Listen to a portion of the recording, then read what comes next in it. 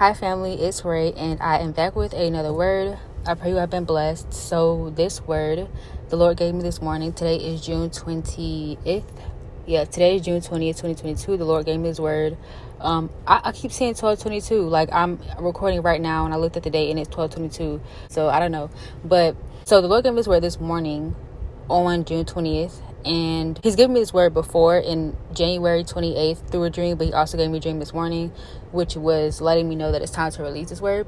So this word is for those, especially for those who are who the Lord has promised you marriage, whether you know who your spouse is or not, whether it's a new person or the Lord is reconciling you with your spouse. And urgently for those who the Lord is, that this is the season that the Lord is releasing you into your union with your spouse.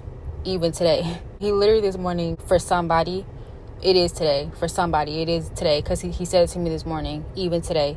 So from this day forward, carry this word with you in your spirit. Do not let this word leave you. So this is very urgent for those specifically who are in your season of connecting with your spouse, reuniting with your spouse, or uniting with your spouse if this is someone new. So I'll get into it. So the first dream that I said I had on January 28th of this year, 2022, I'm sorry, with the dream titled "Make Sure the Marriage Bed is Undefiled." So I saw a kingdom husband and a kingdom wife, and they were laying in a bed. They were playing around in the bed. They were not actually having sex. But they were just they were fully dressed and stuff, but they still were doing, they were playing around. I'm just going to say it like that. They were playing around. The wife, she ended up falling off the bed, and she wasn't hurt or anything, but she ended up falling off the bed, and she hopped up so quick, and they immediately started cleaning off the bed. So I saw trash, empty bags of chips, two old razors, pile of change on the bed, and they got trash bags like Walmart bags or whatever for trash, and they were putting the stuff in the trash bag, cleaning off the bed. And once the bed was clear, I could see the comforter. It was white. They were basically making up the bed. They were straightening out the comforter, no wrinkles, nothing like that. It was just neat and clean, and the comforter was white. So then I saw a mother figure or a grandmother, something like that. It was a mother, and she peeped in the room, and she was saying that she was about to leave and go to the store. She was telling them to come with her. She was like, "I'm not leaving." She's like, "If y'all don't go to the store with me, I'm just not going." So basically she wasn't going to leave them unsupervised, because she didn't want anything to happen. And so yeah, she was like, "I'm going to the store." And she was like, if y'all don't go with me, I'm not going." That was it. And so I woke up. So then today, June 20th, this dream, I saw king and husband and king and spouse were in a home. I remember in the beginning they were in the shower. They were taking a shower. So then in the next scene, they were in a bed, and they actually were sexually intimate. I could see the woman. She looked like she didn't want to, or she knew that it was wrong. She felt guilty. And so afterwards, they both were laying there. The man, he was like, "I don't feel good." So at this point now, they both look guilty. They both looked ashamed. They both looked like they felt bad. And then the man was like, "I don't feel good." And then he got up, he got dressed, he got up, and then he left out. So that was all. Okay, I'm gonna do the scriptures first. So I have 3 scriptures. So the first one is Hebrews 13:4. It says, "Marriage should be honored by all, and the marriage bed kept pure, for God will judge the adulterer and all the sexual immoral." The next one is Galatians 5, starting at 13, and it says, "You, my brothers and sisters, were called to be free, but do not use your freedom to indulge the flesh. Rather, serve one another humbly in love." Jump it down to 16. "So I say, walk by the Spirit, and you will not gratify the desires of the flesh. For the flesh desires what is contrary to the Spirit, and the Spirit what is contrary to the flesh. They are in conflict with each other, so that you are not to do whatever you want." Again, they are in conflict with each other, so that you are not to do whatever you want. Mind you, going back to the dream where I said, even in it, the lady, you can just tell that she knew that it was wrong. She felt bad and stuff. So again, you are in conflict with each other. They are in conflict with each other, so that you are not to do whatever you want. But if you are led by the Spirit, you are not under the law. The acts of the flesh are obvious: sexual immorality, impurity, and debauchery. And then the last one is 1 Peter 2, verse 11, and it says, "Dear friends, I urge you as foreigners and exiles to abstain from sinful desires which wage war against your soul." Now get into the message. Do not sleep with this person. For some, this is your kingdom spouse. For others, this isn't even the person God called to be your spouse. Do not engage in sexual activity with this person. There is more to sexual intercourse than just the ordinary, typical way in which sex is described or defined.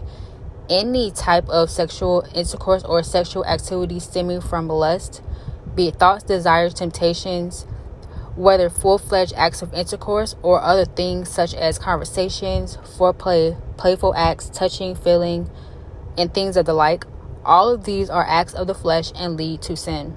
Porn, the Lord just brought that to me. Porn too, masturbation, stuff like that. As highlighted in the dream, the woman knew it was wrong and felt the guilt of it, and afterward, the man did as well. If this person is your kingdom spouse, this may cause a separation between the two of you.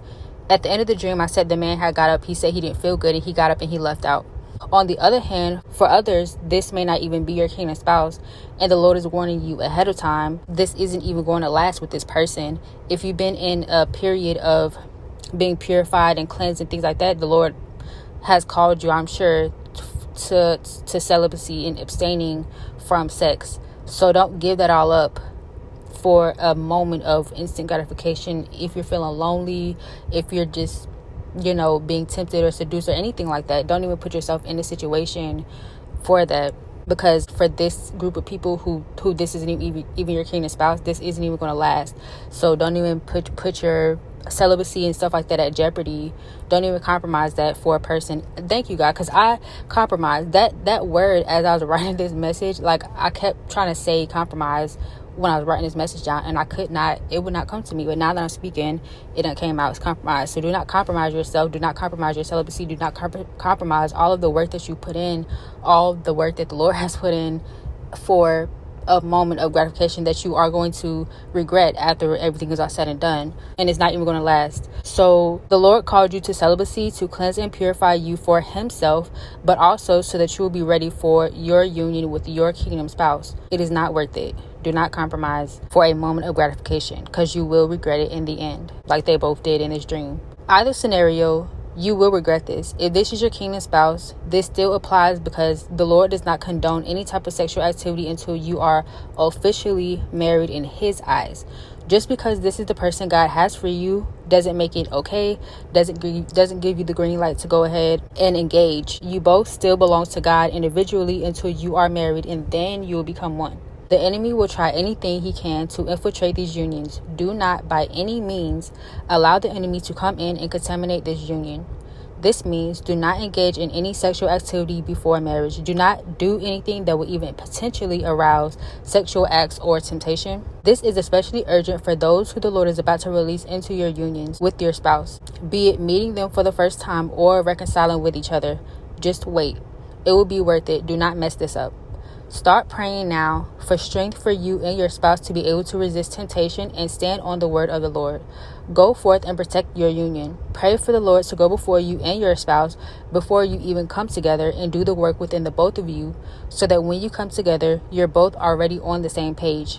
So there will be no rift, no awkward conversations, no awkward moments, or anyone feeling pressured, because the Lord has worked on both of you, and you'll both have the same understanding and willingness to protect this union and be obedient to the Holy Spirit. And so if you feel the need to fast, the Lord may call some of you to fast as well for yourself, for your spouse, for this union, to just cleanse some of these things and strengthen your self-control and your ability to overcome temptation, to walk in the Spirit, to allow the Spirit to lead you and not your flesh. Okay, so I'll put the scriptures in the description box below. Please share this word with anyone who you feel may need to hear this word. Test the Spirit, of course. Take this word to the Lord. Ask the Lord to confirm his word for you if it is for you. Don't forget to like, comment, and also subscribe to the channel. If you're new here, don't forget to hit the notification bell so that you'll be notified of any future uploads when I post. And I'll be back soon with another word.